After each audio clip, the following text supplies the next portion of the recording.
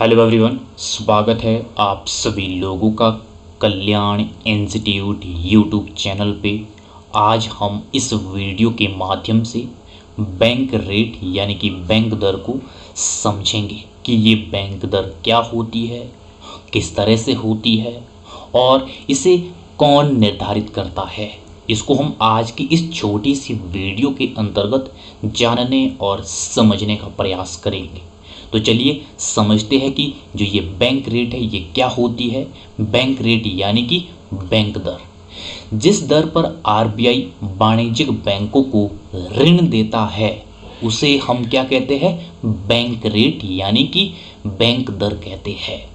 जो आरबीआई है, आरबीआई जब अन्य वाणिज्यिक बैंकों को वो ऋण देता है और उस ऋण को जिस दर पे दिया जाता है, कितने परसेंट पे दिया गया है, उसे ही हम बैंक रेट कहते हैं।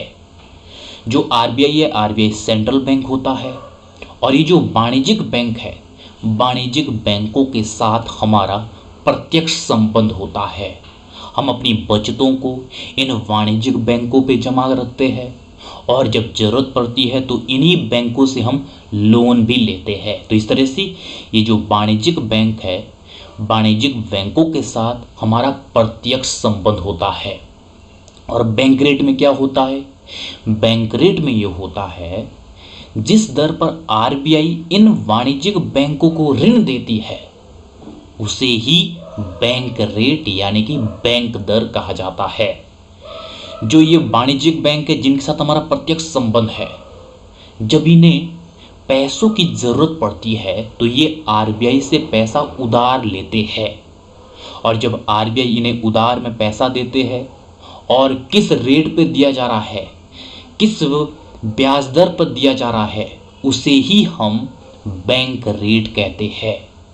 यदि आरबीआई 10% की ब्याज दर पर इन वाणिज्यिक बैंकों को ऋण देती है तो किस तरह से, यदि 10% से ये 11% हो जाए तो ऐसे में क्या होगा, ऐसे में मुद्रा की आपूर्ति कम हो जाएगी, क्योंकि इन वाणिज्यिक बैंकों को जो पैसा है वो महंगे दरों पर मिल रहा है।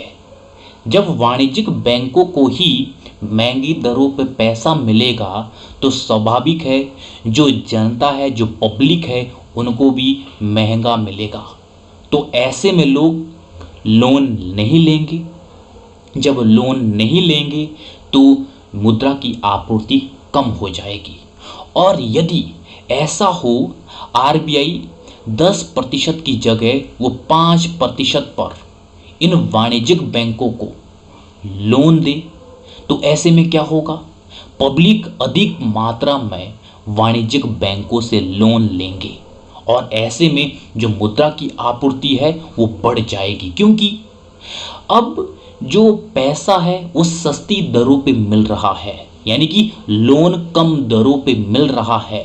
तो ऐसे में मुद्रा की आपूर्ति बढ़ जाएगी और अधिक से अधिक संख्या में लोग लोन लेंगे तो लोगों के हाथों में मुद्रा आएगी।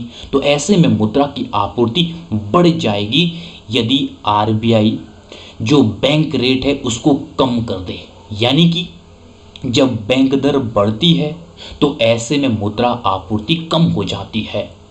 ये स्वाभाविक है, जब वाणिज्यिक बैंकों को महंगी दरों पे उन्हें लोन मिलेगा तो वो पब्लिक को भी महंगी दरों पे लोन देंगे।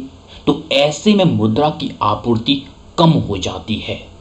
और यदि आरबीआई बैंक दर को कम कर दे तो ऐसे में जब आरबीआई कम दरों पर वाणिज्यिक बैंकों को पैसा प्रोवाइड करेगा तो ऐसे में वाणिज्यिक बैंक भी पब्लिक को सस्ती दरों पे वो पैसा प्रदान करेंगे, यानी कि लोन प्रदान करेंगे।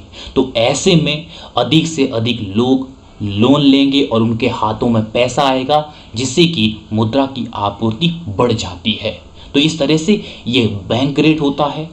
बैंक रेट यानी कि जिस दर पर आरबीआई वाणिज्यिक बैंकों को ऋण प्रदान करते हैं उसे हम बैंक रेट यानी कि बैंक दर कहते हैं। तो इस तरह से आज की इस वीडियो के अंतर्गत हमने बैंक रेट को समझा।